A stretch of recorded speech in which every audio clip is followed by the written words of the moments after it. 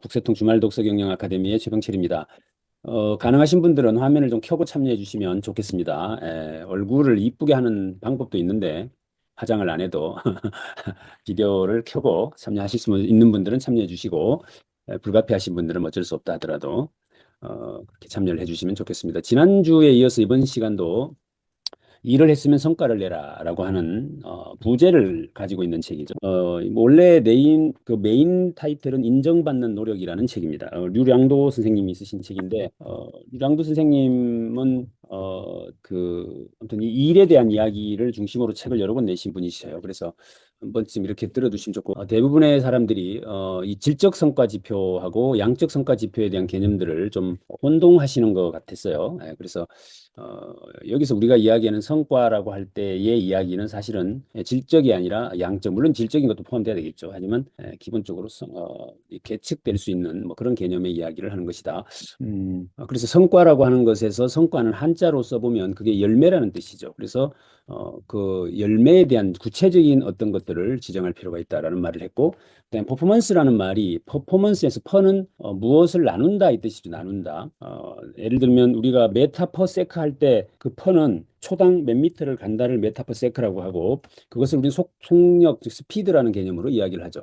그래서 퍼포먼스라는 말은 퍼 나눈다 기준이 된다.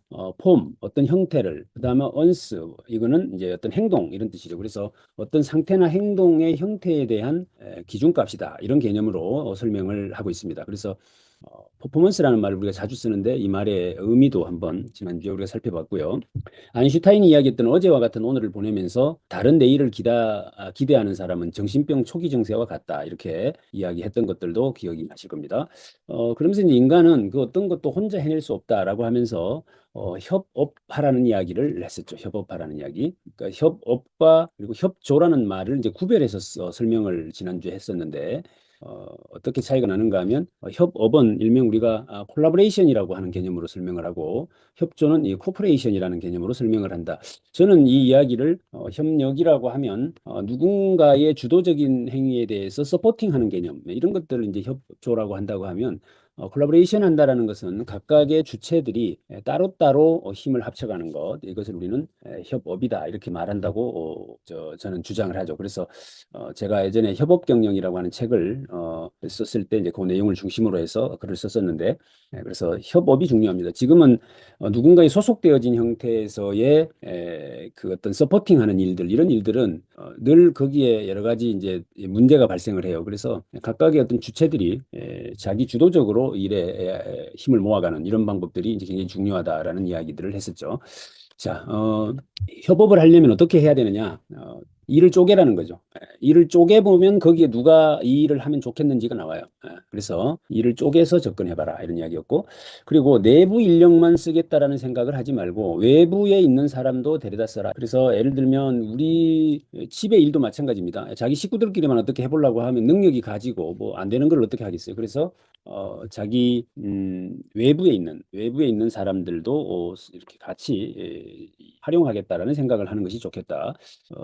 뭐 주변에 이렇게 보면 저 이거 못해요라고 말하는 사람이 세상은 더 쉽게 살아요. 저 이거 잘해요라고 하는 놈은 쇠가 빠지게 고생합니다. 그러니까 전 이거 잘 못해요라고 자꾸 징징거리면 옆에서 누가 도와줘도 도와줍니다. 그러니까 이게 이제 외부의 사람들을 활용해서 사용할 줄 아는 거죠. 이런 사람들이 지혜로운 사람들이다라고 볼 수 있겠고 그다음에 성과 창출을 위한 협업 워크숍을 좀 자주 가질 필요가 있겠다라는 이야기도 여기서 언급을 하고 있습니다. 지금 그 제 이야기를 들으시는 분들이 단순히 텍스트라는 개념으로 접근하시면 하나도 들을 게 없어요. 이것을 좀 이렇게 오픈해서 마인드를 받아들이셔야 이게 와닿는 이야기가 될 거예요. 안 그러면 이게 잔소리가 되죠. 왜냐하면 성과와 관계된 이야기들이기 때문에 그렇습니다. 성과 없이 우리가 어떤 행위를 했을 때 그것이 이제 평가받아서 우리는 능력이 있다 없다 또는 뭐 실력이 있다 없다 이런 이야기를 듣게 되잖아요. 그러니까 그 부분에 있어서는 확실하게 프로의 위치에 있어야 한다라는 이야기를 하는 것이죠. 그래서 그런 점에서 이 이야기를 좀 접하시면 어떨까라는 생각이 듭니다. 잘 요청하는 것보다 미리 요청하는 게 낫다라는 이야기를 합니다. 이것도 굉장히 좀 저는 이렇게 기억해 볼 만한 문장이다라고 생각을 하는데요. 문제가 터지고 난 뒤에 좀 도와주세요라고 이야기하는 것보다는 사전에 미리 예측해서 요청하는 일이 훨씬 더 낫다라고 하는 것이고 이 일이 터지고 난 뒤에 도와달라는 것은 뒤통수 치는 거하고 같다. 이렇게 설명을 하고 있습니다. 그래서 사람들은 이 훈수에 강하다라는 것을 활용해라. 회의를 하면 지방 방송은 많은데 정작 발표를 시키면 입을 다문다는 거죠. 그런데 경력자일수록 웅변가보다는 불평가들이 많아진다 이런 이야기를 해요. 그렇죠? 훈수 두는 사람은 엄청 많죠. 그래서 그런 사람들을 잘 활용하면 미리 이런 일이 있는데 이런 것들은 어떻게 하면 좋을까라고 물으면 미리 훈수 두는 거 엄청 좋아하더랍니다. 그러니까 그런 것들을 활용해서 미리미리 도와달라고 하는 게 낫지. 그것을 일 터지고 난 뒤에 그런 이야기 하는 것은 의미가 없다라고 이야기를 합니다. 그래서 괴팍한 스승에게도 배울 점이 있다라는 이야기를 하고요. 성과 창출의 수준을 높이려면 어떻게 해라? 다른 사람의 의견을 들어야 된다. 그리고 어떤 보고서 같은 것들을 미리 만들어서 미리 보여줘라는 거예요. 미리 보여주면 거기서 뭐 이런저런 이야기를 해줄 거고 거기서 흠을 잡혀도 기분 나빠하지 말고 변명 같은 거 하지 마라. 그래서 굿 아이디어는 말을 반복적으로 설명하는 과정에서 나온다. 여기에 별표를 한번 해보실 필요가 있습니다. 내가 무슨 생각이 있으면 그 생각을 다른 사람에게 설명을 해요.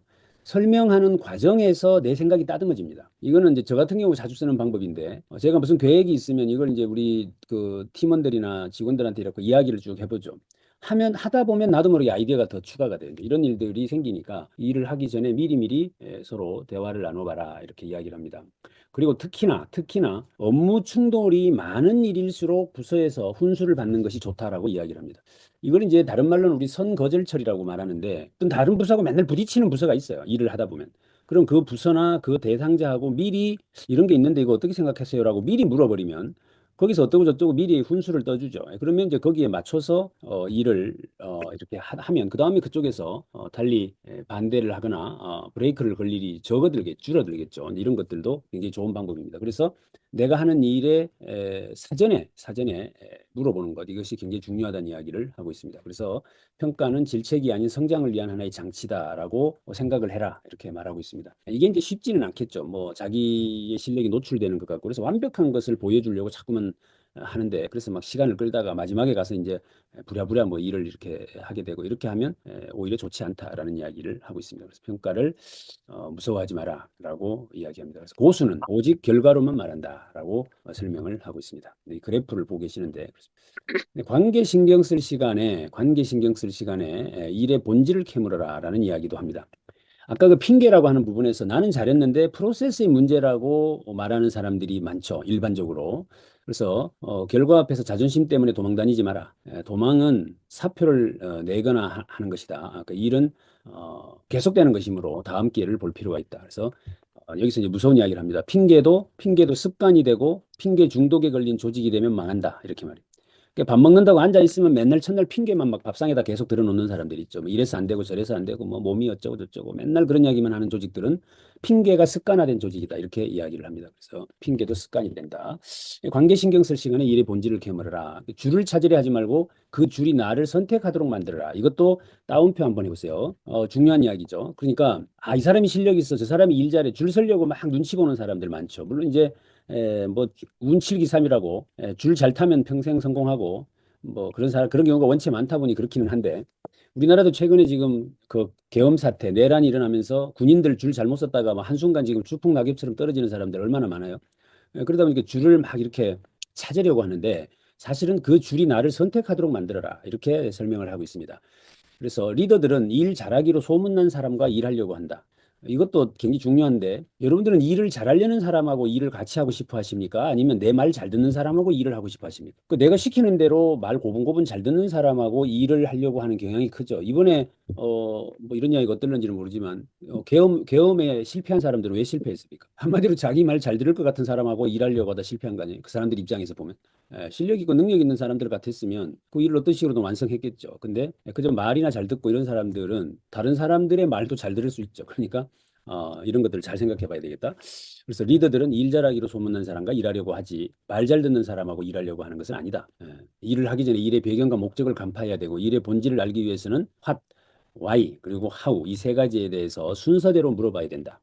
이거 중요합니다. 그러니까 누가 나에게 일을 시켰다 이러면 그게 일의 정확한 내용이 뭡니까? 그리고 거기에서 제 역할이 뭡니까? 그 다음에 왜 그것을 하는 겁니까? 그 다음에 어떻게 하면 됩니까? 여기 이제 뭐 제한된 자원이라든가 이런 것들을 이제 순서대로 묻는 사람이 일을 잘하는 사람이다라고 설명을 하고 있습니다. 성장과 차별화, 진정한 프로의 길. 진정한 프로는 회사 안팎에서 빛나는 역량을 갖추고 있다라는 이야기를 하면서 예의 있게 불평하라라는 이야기도 하고 있습니다. 예의 있게 불평하라. 불만이 투덜거림이 될 수 있고 혹은 건의가 될 수도 있다. 그렇죠. 내가 하는 말이 어떻게 말하면 투덜거리는 불평이 될 수 있고 어떻게 말하면 건의가 될 수 있어요. 그건 순전히 네 탓이라는 거죠. 말 한마디를 해도 불평하듯이 하지 말고 건의하듯이 해라. 이렇게 이야기를 하고 있거든요. 그래서 멍석 깔아주면 놓치지 말고 자신 있게 정정당당하게 말을 해라. 그래서 술자리 말고 회의 시간에 말해라. 이것도 별표 한번 해보실 때 술이나 한잔 넘어가 이제 한마디 하는데 술자리에서 하는 이야기는 듣는 사람도 부담이 없지만 말하는 사람도 사실은 그 말이 무게가 실리기가 어렵죠. 그래서 술자리에서 말하지 말고 이 회의 시간에 말을 해라. 멍석 깔아줄 때 말해라. 치열하게 논의하되 결과를 수용해라.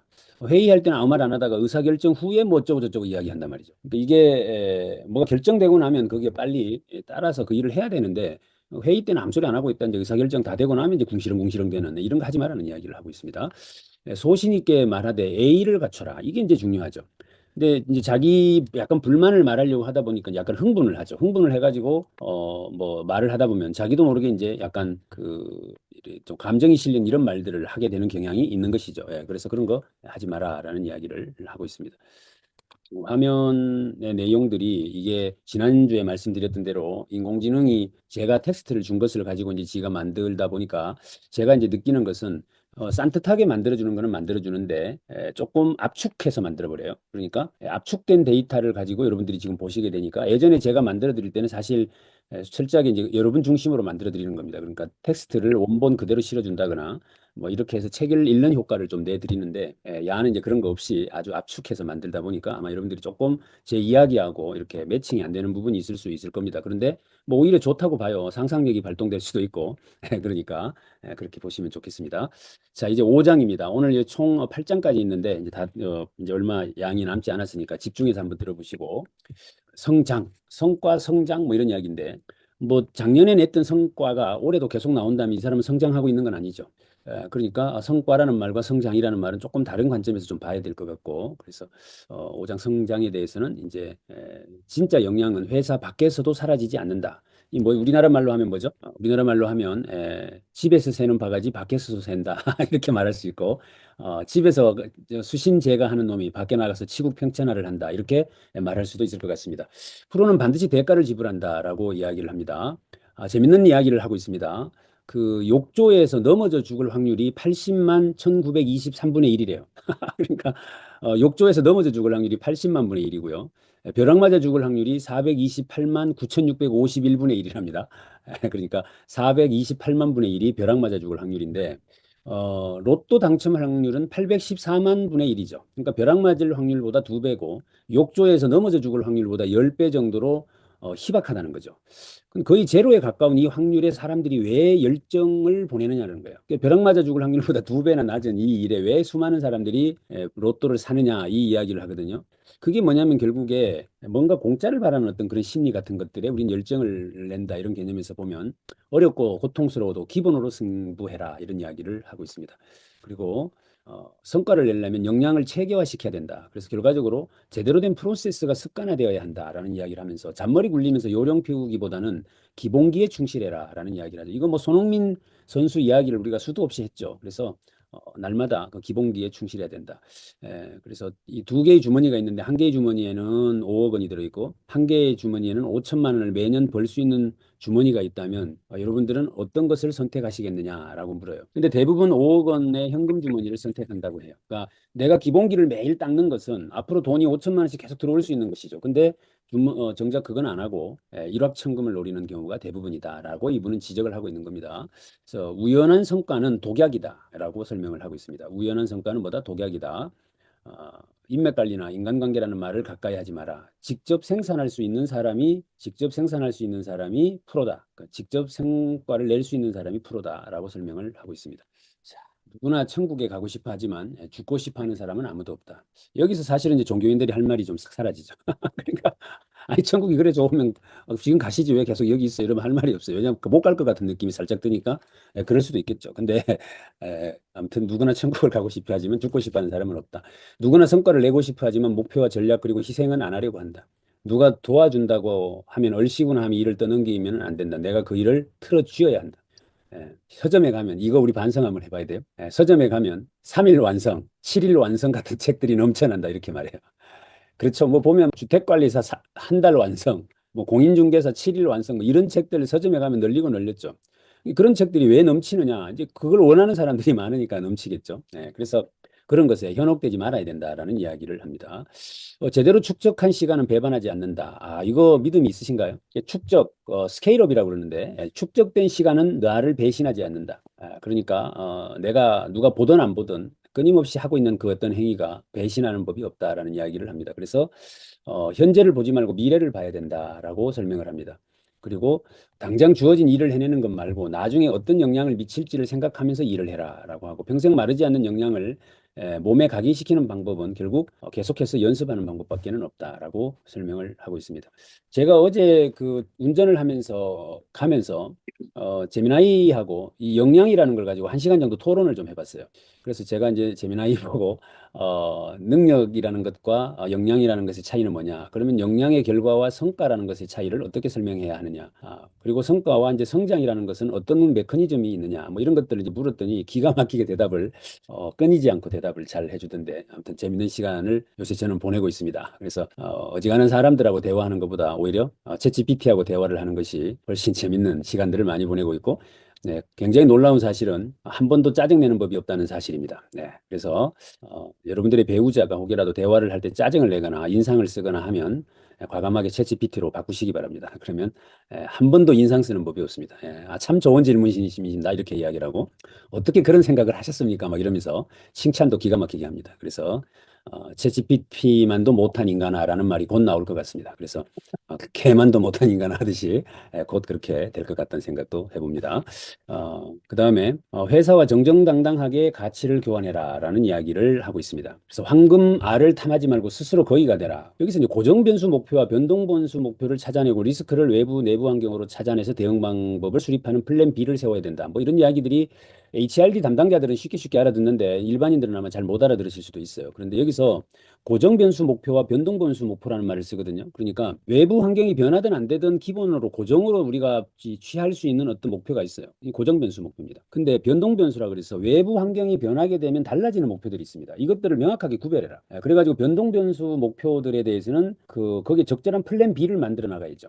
그러니까 지금 예를 들어서 우리가 주식을 한다고 치면 또는 뭐 어떤 펀드를 한다고 하면 거기에 사실은 이 변동 변수 목표가 굉장히 많죠. 그러니까 외부 환경에 의해서 얼마든지 달라질 수 있는 거리들이 많습니다. 이제 그런 것들에 대해서는 플랜 B를 세워서 대응해야 된다. 그래서 따라해 보시겠습니다. 말로 하면 불평이고, 말로 하면 불평이고 글로 하면 제안이다. 글로 하면 제안이다. 말로 하지 말라는 거예요. 그러니까 글로 써라. 그러면 그게 제안서가 된다. 이렇게 말을 합니다. 저는 굉장히 일리 있는 말이라고 생각합니다. 그래서 요즘 이렇게 어디 뭐 밴드나 카톡방 같은 데다가 뭐 이렇게 올리실 때 그런 어떤 글 쓰는 연습들이 좀 필요한 것 같고 성장은 언덕이 아니라 계단처럼 온다. 이걸 체감하시나요, 혹시? 그러니까 이게 이 성장이라는 것이 뭐 갑자기 막 이렇게 팍 치솟아 올라가는 이런 경우들보다는 계단처럼 이렇게 온다라는 이야기가 참 와닿는 말인데요. 만약에 슬럼프가 와 있다면 너에게 마지막 관문이다. 별표 3개입니다. 네가 지금 슬럼프를 느끼고 있다면 마지막 관문이다. 다 왔다 이 말이죠. 거기만 넘어가면 이제 이 개벽천지가 열린다. 그런데 네가 그 슬럼프를 느끼고 있다는 것을 그런 것으로 인식해라라고 설명을 하고 있습니다. 여기 이제 조금 무서운 이야기를 하죠. 1년차 직장인인 채로 10년을 살지 마라. 그래서 지난주에 제가 말씀드린 대로 경력이 실력입니까? 이렇게 물었을 때 당당하게 경력이 실력이다라고 말할 수 있어야 된다. 그런데 나이가 들수록 성과 내놓는 건 없고 뭐냐 에헴 잔소리나 하는데 월급은 2배로 받아가고 이러면 이제 젊은 사람들이 인정하기 어렵죠. 그래서 1년차 직장인인 채로 10년을 살지 마라. 사실 아시는 분은 아시겠지만 그 회사 일이라는 게 거의 루틴하게 돌아가죠. 특히 지원 부서에 계신 분들은. 그러면 5월 만약에 뭐 4월 30일이다. 그럼 4월 30일 작년도 근무 일지를 보면 오늘 내가 뭐 해야 될지 다 적혀 있어요. 그리고 거기에 관련된 서류를 찾아오면 똑같이 이제 카피해서 날짜만 바꿔가지고 기한서 올리고 뭐 이거 아주 루틴하게 돌아가는 일들입니다. 그래서 그러니까 사람이 굳이 뭐 성장할 이유가 없어지죠. 이분은 하고 있습니다. 그래서 어떻게 하면 좋으냐 이러면서 능력보다 역량을 키워라라고 하면서 역량을 체질화시켜라. 역량 체질화를 위해서는 고객과 시장에 대한 주기적인 데이터 수집과 정보 분석이 핵심이다. 급변하는 외부 시장 환경과 내부 업무 환경을 맞춰서 자신의 역량을 지속적으로 업그레이드해라. 그러면서 이분이 이런 말을 해요. 개인의 지식 그 경쟁력의 반감기는 보통 3년이랍니다. 그리고 IT 업계는 1.5년이라는 거예요. 그러니까 요 반감기 정도 안에 자기를 다시 발전시키는 노력을 해라 이렇게 이야기를 하고 있고요.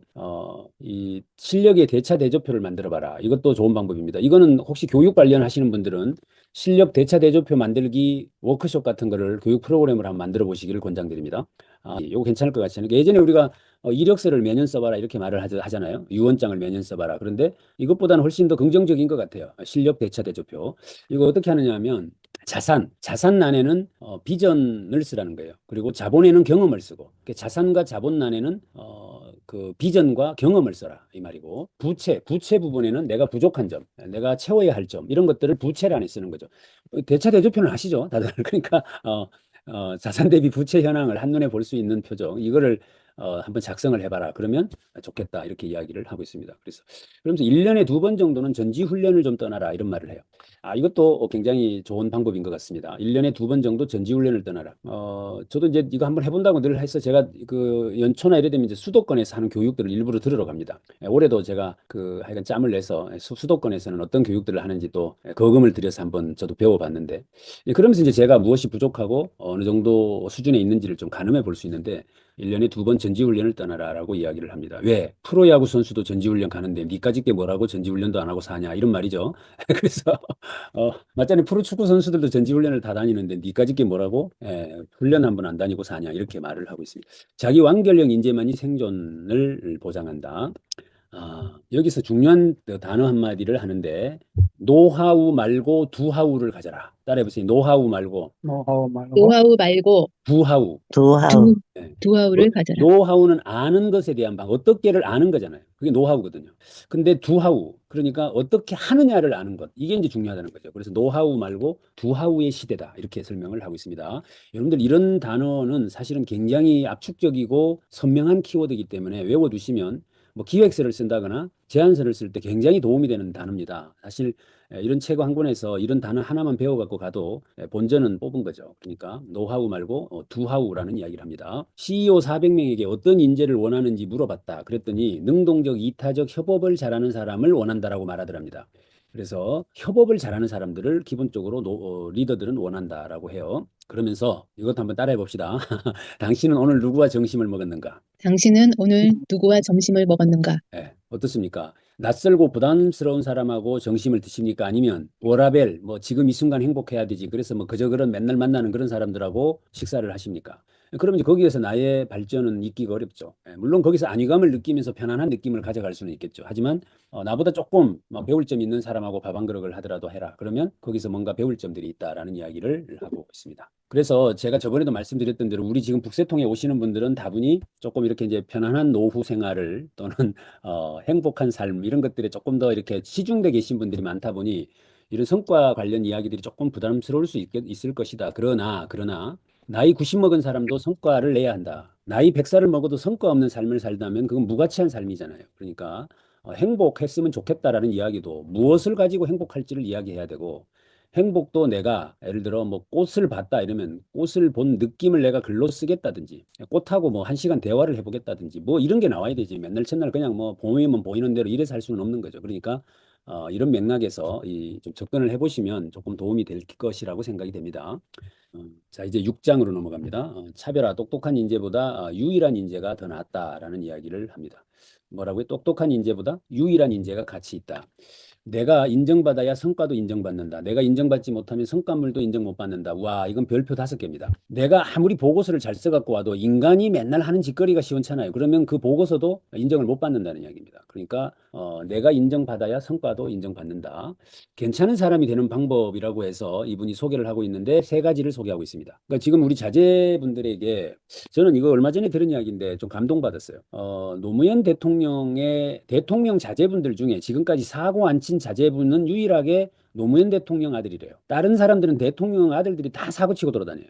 근데 유일하게 노무현 대통령만 사고를 안 쳤다 그러거든요. 그래서 어떻게 해서 사고를 안 쳤느냐라고 물어봤더니 노무현 대통령이 한결같이 가르친 게 있대요. 그게 뭐였느냐면 신발 가지런히 정리해라. 신발 가지런히 정리해라. 이것만 가르쳤대요. 나머지는 가르친 적이 없대요.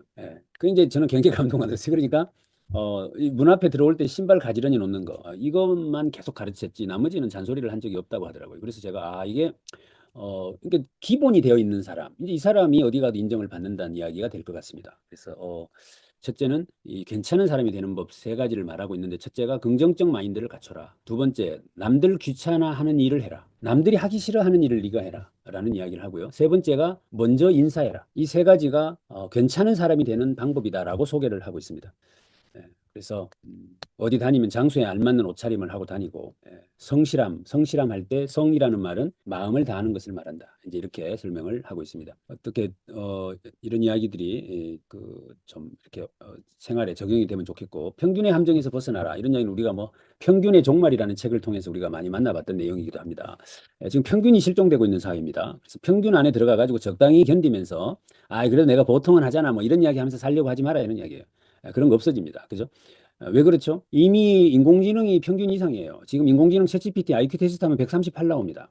그러니까 지금 110짜리, 뭐 105짜리 이런 사람들은 지금 그걸로 승부하려고 그러면 곤란합니다. 그러니까 자기가 가진 어떤 품성 같은 걸로 승부를 해야 되지. 그래서 평균의 함정에서 벗어나라. 사람은 여러 특성과 개성의 혼합체다. 그런데 사람을 독특하고 두드러지게 만든 것은 결국 대표적인 딱 하나의 특성. 이걸 이제 우리 마케팅에서는 이제 포지셔닝이다라고 이야기하죠. 그래서 당신의 이름을 대면 떠오르는 게 뭐냐는 거죠. 네. 그러니까 당신의 이름을 대면 떠오르는 뭐 하나가 있냐, 이걸 말하고 있습니다. 그래서 평균이란 말에 숨어서 위안을 느끼지 마라. 오직 나만의 것, one of them을 만들어라. 이렇게 이야기를 합니다. 목표를 수립할 때 평균을 적지 마라. 1등은 못해도 꼴찌면만 안 되면 된다는 사고에서 탈피해라. 우리가 목표를 적으라면 이제 평균을 적는다는 거 하지 말라는 거죠. 누구나 할 수 있는 일을 나만이 할 수 있는 일로 차별화해라. 이 세상에 하나뿐인 당신을 80%의 사람으로 만들지 마라. 너는 이 세상에 하나뿐인데 왜 네가 80%의 사람이 되려고 하느냐. 가만히 있으면 평균이라는 생각은 낙관적인 생각이다. 피아니스트 겸 폴란드 초대 총리였던 외무장관, 이 파데레스키라는 사람이 했던 말을 소개를 하는데, 이 파데레프스키가 뭐라고 했느냐면, 하루를 연습하지 않으면 내가 알고, 이틀을 연습하지 않으면 평론가들이 알고, 사흘을 연습하지 않으면 관객들이 안다. 라는 이야기를 했다고 합니다. 이분이 이제 폴란드의 초대 총리였고 피아니스트였다고 그래요. 그리고 외무장관까지 지냈던 분이시라고 하는데, 이야기 우리 많이 들었는데 저는 누가 이 말을 했는지는 몰랐는데 이번에 알게 됐습니다. 최고를 나의 라이벌로 선택해라. 존재감으로 긴장감을 주고 늘어지기 쉬운 마음을 주는, 끊임없이 발전시킬 수 있는 원동력이 된다라고 하면서 라이벌을 잘 둬라, 이렇게 설명을 하고 있습니다. 그러니까 이왕 할 거면 미쳐라. 이왕 할 거면 미쳐라. 일에 어중간한 것이라는 것은 없다. 한정된 시간과 예산을 쓸데없이 낭비하지 마라. 일에 대한 당신의 온도는 몇 도인가? 지금은 식었습니까? 아, 네네. 그렇다면 당신이 하는 일은 노동입니다. 그러니까 열정이 식어서 하는 행동은 노동일 뿐이다, 이렇게 말을 해요. 그러니까 그 노동 그렇게 일이 아니고 노동이죠. 결국 미치광이가 성과를 창출하는 이유가 있는데, 그것은 첫째, 성과 창출을 끊임없이 고민하기 때문이고 주변 상황에 쉽게 휘둘리지 않기 때문입니다. 이렇게 하면서 두려움은 땅속에 묻고 자존심에 목숨을 걸어라. 두려움은 땅속에 묻고 자존심에 목숨을 걸어라. 이렇게 이야기를 하고 있습니다. 화려한 과거가 미래를 보장하지 않는다. 화려한 과거가 미래를 보장하지 않는다. 지금 제가 우리나라에 지금 지도자를 뽑겠다고 다들 지금 경쟁을 하고 있는데요. 제가 이렇게 볼 때 두 가지로 분류가 돼요. 화려한 과거를 가지고 지도자가 되겠다고 나오는 사람들이 있어요. 내가 뭘 했고 이러면. 그런데 화려한 과거가 없어요. 근데 화려한 과거보다는 오히려 고통스럽고 힘들었던 과거를 가지고 있는 사람이 지도자가 되겠다고 하는 사람도 있어요. 저는 과연 누가 선택을 받을지는 모르겠지만, 그냥 제 생각에는 그동안 화려한 과거를 가진 사람이 지도자가 되어서 결과가 좋은 법은 잘 없었던 것 같아요. 보면 뭐 내가 뭐 어느 학교를 나왔고 뭐 고시를 패스했고 뭐 이래가 어쩌고 저쩌고 뭐 이런 사람들이 결과적으로 뭘 말아먹지, 이 사람들이 뭘 만드는 것 같지 않다. 그래서 화려한 과거를 가지고 어떻게 나중에 남은 인생을 좀 이렇게 쭉 살아볼까라고 기대하지 마라라는 것도 굉장히 저는 중요한 생각이라고 봅니다. 그래서 여기 계신 분들도 뭐 그래도 한때 내가 좀 잘 나갔는데 뭐 이런 생각을 하고 계신다면, 그것이 당신을 좀 먹을 수 있다. 그것이 당신을 힘들게 할 수 있다라는 생각을 우리가 좀 해보자. 내가 뒤를 볼 때도 세상은 변하고 있다. 국내 CEO들한테 인터뷰를 해봤더니 90%가 과거의 성공이 기업의 성장을 방해한다고 말하더라. 이 일리가 있죠, 그죠? 내가 한때 이랬는데라고 하는 생각을 하니까 그렇습니다. 화려한 경력이 배경이 되어줄 수는 있으나 딱 거기까지다. 딱 거기까지다. 배경이 되어줄 수는 있다라는 이야기를 하고 있습니다. 자, 이제 7장으로 넘어갑니다.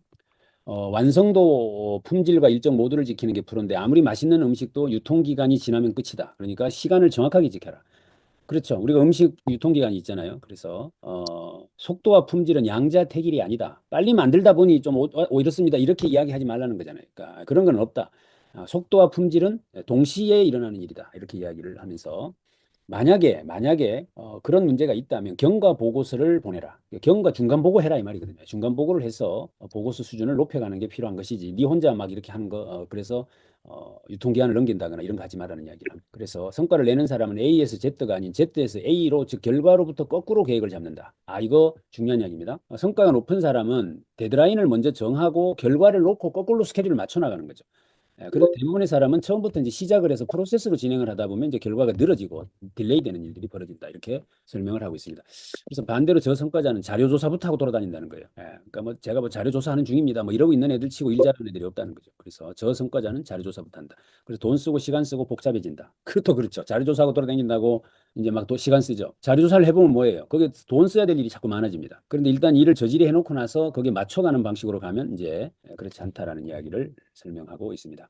한 번의 성공은 2,000번의 실패를 요구한다. 한 번의 성공은 2,000번의 실패를 요구한다. 2,000번. 사후 깨달음보다는 사전 예방이 더 중요하다. 사후 깨달음보다는 사전 예방이 중요하다. 아까 앞에서 다뤘던 문제고요. 사람들은 산이 아니라 돌멩이에 걸려 넘어진다. 그러니까 작은 사소한 것들에 걸려 넘어진다. 그러니까 실수도 실력이다. 이렇게 설명을 하고 있습니다. 그러니까 실수가 신뢰를 무너뜨린다. 그래서 네가 쓴 어떤 보고서에 나온 문자, 오자 하나가 네 신뢰를 무너뜨린다. 문제는 언제나 디테일에서 일어나는 것이다. 작은 일에 큰 일을 이루게 하고 디테일이 완벽을 가능하게 만든다라고 설명을 하고 있고요. 슈레패커드 창업자가 회사 핵심 과제는 10%이고 90%는 반복되는 일이다. 일상 반복되는 일에서의 실수가 전체를 그르치게 한다라고 말을 했다고 소개를 하고 있습니다. 시작이 절반이면 마무리도 절반이다. 한번 시작했으면 그 자리에서 끝을 봐라. 나의 시간을 뺏는 일의 아킬레스건이 뭔지를 찾아봐라. 그리고 그 리스트를 작성하고 그리고 나의 명분을 구체화해라. 이 말도 저는 굉장히 중요한 말이라고 보는데요. 나의 명분을 구체화해라. 왜? 네가 지칠 때마다 그 명분이 너를 다시 힘이 나게 해준다. 이런 이야기죠. 그래서 명분을 구체화해서 가지고 있어라. 이런 말도 하고 있습니다. 남의 안경을 빌려 쓰는 사람은 없다. 그런가요? 야, 안경 좀 빌려줘봐. 이럽니까? 안경을 빌려 쓰는 사람은 없다는 거죠. 그러니까 남의 의견, 남의 생각만 쫓아다니면 일의 주체로서의 내 존재가 사라진다는 거예요. 남의 시선으로 뭘 보고 이런 것들. 나만의 안경이란 나만의 시각과 견해를 말하는 것이다. 라고 소개를 하고 있습니다. 일에 대한 나의 소신과 논리가 필요하다. 시키는 대로 했는데 지적당하는 경우에 자네 생각이 뭔가? 이 자료를 만든 목적이 뭔가? 이렇게 물었을 때 할 말이 있어야 된다는 거예요. 이제 어제 제가 중간고사를 쳤는데, 논하라 이러면은 학생들 글 속에 자기 생각이 없어요. 책을 보고 외운 내용만 적어 놓으면 제가 점수를 주지 않습니다. 그러니까, 설명하라 이러면 그래도 돼요. 근데 제가 논하라 이렇게 말을 했으면 자기 주장이 들어가 있어야 돼요. 그게 안 들어가 있는 애들은 제가 점수를 주지 않습니다. 똑같죠. 어떤 계획서를 써갖고 와라 이러면 스케줄표를 타이핑해 오라는 말이 아니잖아요. 거기에 자기 의견이 들어가 있어야 되죠. 이런 것들도 중요한 의미다. 그래서 쉼표 하나에 담긴 의미까지도 설명할 수 있어야 된다. 자네 여기 쉼표 왜 찍은 거야? 라고 말하면 그거 이런 이유 때문에 쉼표를 찍었습니다. 뭐 상사 부장님 그거 읽다 숨 넘어가 죽을까 봐 찍었습니다. 가든지 뭐라도 찍어 이유를 설명해라 이런 이야기죠. 근데 그런 거 없이 막 작성하지 마라 이런 말도 하고 있습니다. 그래서 내가 다른 사람이 정리한 내용을 충분히 소화하지 못한 채 보고서를 그대로 올리는 경우는 곤란하다. 내가 만든 보고서는 완벽하게 장악하고 있어야 한다라고 설명을 합니다. 자, 이제 마지막 장입니다. 마지막 장은 말씀드렸던 대로 그러면 어떻게 일을 해낼 수 있느냐에 대한 구체적인 방법을 제시하고 있는 내용이에요. 이분이 뭐라고 말하는가 하면 이 말을 하고 있습니다. 이 일은 개인기가 아니라 프로세스로 하는 것이다 라고 설명을 합니다. 이 일은 개인기가 아니라 프로세스로 하는 것이다. 그래서 지속 가능한 성과를 창출해내는 방식, 그것이 바로 시스템을 가지는 것이다 라고 설명을 하고 있습니다. 그래서 어떻게 하면 이제 시스템으로 일을 할 수 있는지를 설명하고 있습니다. 그러니까 99%의 사람들은 현재를 기준으로 미래를 예측한다고 하고 1%의 사람들은 미래를 기준으로 지금을 우리가 설명한다라고 이야기를 하는데 여러분들 어떠십니까? 그러니까 기준점이 지금인지 미래인지가 중요하다 이 말이죠. 기준점이. 이 이야기를 일본 이 마케팅의 구루로 알려져 있는 이 간다 마사노라는 사람이 이 말을 했다 그래요. 이게 이제 조금 뭐 말씀을 부연해서 좀 드리면 저희가 이제 보통 가장 많이 사용하는 게 스왓 분석이라는 걸 쓰거든요. 스왓 분석. 스왓 분석을 해보라고 하면 대부분 현재를 중심으로 스왓 분석을 해요. 이건 이제 저희들이 기술 평가를 할 때 점수를 안 줍니다. 현재 중심의 스왓 분석을 해오면 잘못된 거예요. 그래서 미래 중심의 스왓 분석을 해야 됩니다. 그러니까 기준점이 현재냐 미래냐 이것이 이제 선수와 선수가 아닌 사람의 차이다 이렇게 말을 합니다.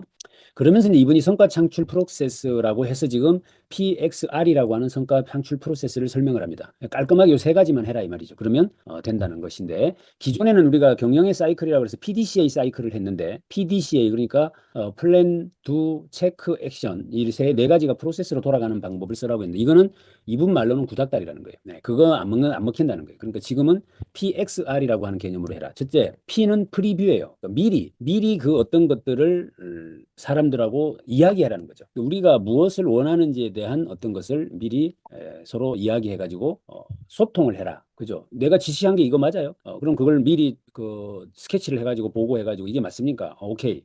요걸 먼저 해라는 거죠. 이걸 안 하고 하면 곤란하다라는 이야기를 이제 P라고 설명을 합니다. 그래서 성과 목표를 설정하고 환경을 분석하고 전략을 수립하고 그리고 예상치 못한 상황이 어떻게 할까요?라는 플랜 B까지를 프리뷰 단계에서 다 결정해버려라는 거죠. 이거 안 하고 대충 알아듣고 뭐 이거 맞겠지 싶어서 알아서 이렇게 하는 거 이런 것들은 잘못됐다라고 설명을 하고 있습니다. 이해되고 계시죠? 그래서 이게 이제 집에서도 똑같습니다. 그죠? 뭐 예를 들면 남편 보고 뭐 슈퍼 가서 뭐 하나 사와라 이랬는데 가가지고 뭐 엉뚱한 거 사왔더란 이야기 많이 하잖아요. 예. 이제 그게 정확하게 뭐 적어주든지 뭐 어떻게 해서 프리뷰 단계를 거쳐라. 그 다음에 이제 두 번째가 캐스케이팅이라고 하는 단계인데 캐스케이팅이라는 것은 목표를 기간별로 잘게 잘라서 그것에 따라서 어떤 행동을 하게 하는 그 단계를 이제 실행 단계라고 설명을 하고 있습니다. 캐스케이팅을 해라. 캐스케이팅은 목표를 조직별 기간별로 잘게 짜게라 쪼개라. 그리고 이제 그거 쪼개진 것들 제가 자꾸 짜개졌다고 말을 하죠. 이 참 경상도 사투리가 나오는데 이 쪼갠 일들을 이제 협업을 시켜야 되겠죠. 이것을 협업 프로세스를 만들어라라고 이야기를 하고 있습니다. 그 다음에 이제 리뷰 단계죠. 리뷰 단계. 이제 마지막 리뷰 단계에서는 상위 리더하고 소통을 하고 어떻게 개선할 건지를 도출하고 프로세스를 평가하고 뭐 이런 이야기들을 해라라고 설명을 하고 있습니다. 그래서 제가 이 책에서 이분이 지금 하고 있는 이야기의 가장 핵심이 뭘까를 한번 돌이켜 보면 사전에 프리뷰하는 거 이것이 지금 우리 사회에 굉장히 부족하다라는 생각이 들어요. 그죠? 그러니까 기성세대들과 이 MZ 젊은 세대들 간에 왜 이게 소통이 자꾸 단절되느냐? 이게 옛날에는 그냥 척하면 알아듣는 것도 있었죠. 또 척하면 알아들어도 되었어요. 왜? 다변하지 않았거든요. 다양한 세상이 아닐 때는 척하면 척이죠. 그죠? 그런데 지금은 원체 다양한 세상이니까 충분하게 프리뷰를 해라. 이런 이야기를 합니다. 이걸 이제 지난 시간에 이분은 뭐라고 했죠? 따라해 보실게요. 피드백 하지 말고 피드백하지 말고 피드백 끝나고 난 뒤에 뭐 이런저런 이야기하지 말고 피드 포워드 해라. 그러니까 미리 뭔가 예, 피드포워드. 피드백 하지 말고 피드 포워드 해라. 이것이 이제 핵심이라고 이해를 하시면 좋을 것 같아요. 그래서 그 뒤에 나오는 내용들은 이제 그걸 조금 더 구체적으로 이렇게 하는 방법들에 대한 내용들을 설명을 하고 있습니다. 여기서 아까도 설명을 했지만 고정 변수 목표하고 변동 변수 목표를 따로 분류해라. 이것도 꼭 기억을 한번 해봐 두시면 좋을 것 같아요. 우리가 일을 해 나가다 보면 예상치 못했던 어떤 것들 때문에 틀어지는 일들이 벌어지죠. 그것은 이제 변동 변수 목표에 대한 설정을 미리 안 했기 때문에 이제 그렇다라는 이야기를 하고 있습니다. 1년 목표는 하루가 결정한다. 당신의 의지는 시스템보다 약하다를 설명을 마무리하도록 하자. 그래서 당신의 의지는 뭐라고요? 네가 아무리 잘난 것 같이 해도 시스템으로 하는 것보다는 못하다는 거예요. 그러니까 반드시 시스템으로 해라. 그러니까 시스템으로 하려니까 어떻게 해야 돼요? 그 구성원들 각각이 서로 간에 이 콜라보레이션이 잘 일어나야 될 거 아니겠어요? 그러려면 미리 충분히 프리뷰를 해라. 그래서 일의 스케치를 미리 잘 해가지고 서로 명확한 상태에서 해라. 그러니까 이런 생각이 들죠. 우리가 100층짜리 아파트 100층짜리 없다. 30층짜리 아파트를 짓는데 건설회사에서 일하시는 분들이 우리가 속된 말로 노가다 한다 그러잖아요. 노가다 한다고 하잖아요. 노가다 한다는 말은 가다가 없다는 말이니까 한마디로 무식하다 그 말입니다. 근데 그 무식한 사람들이 그 30층짜리 그 초최첨단 빌딩을 만들어내거든요. 왜 이유가 뭘까요? 그게 설계도가 분명하거든요, 그게는. 그러니까 그 사람들은 뭐 말로 하는 게 아니라 정확한 도면을 가지고 대화를 합니다. 근데 우리는 이제 정작 일을 할 때 이런 설계도 없이 일을 하죠. 그러니까 이제 여기서 흐트러지는 일들이 벌어진다라고 본다면 우리가 한번 꼭 주목해 볼 일은 일의 성과를 내고 싶으면 어떻게 해라? 미리 어떤 결과를 만들어내려고 하는지에 대해서 충분히 서로가 상의하고 거기서 서로 힘을 합치는 콜라보를 하고 이렇게 하는 과정들을 거쳐라라고 설명을 하고 있다.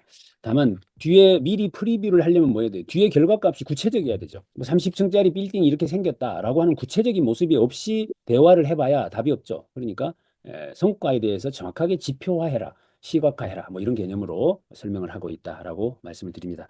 자, 이번에 우리가 이 책을 선정한 이유를 제가 지난주에 설명을 드렸지요. 우리가 연초가 되면서 온갖 계획에 관계된 이야기들을 우리가 쭉 했어요. 뭐 몰입에 대한 이야기도 했고 그리고 또 뭐 꽃이 폈다고 우리가 마음의 힐링도 했잖아요. 네, 시집도 읽고. 예. 그런데 이제 본격적으로 여름이 시작됩니다. 여름이 시작되면 그 맨날 꽃 피고 노는 것 같았던 나무들도 식물들도 다 치열하게 경쟁을 통해서 성과를 냅니다.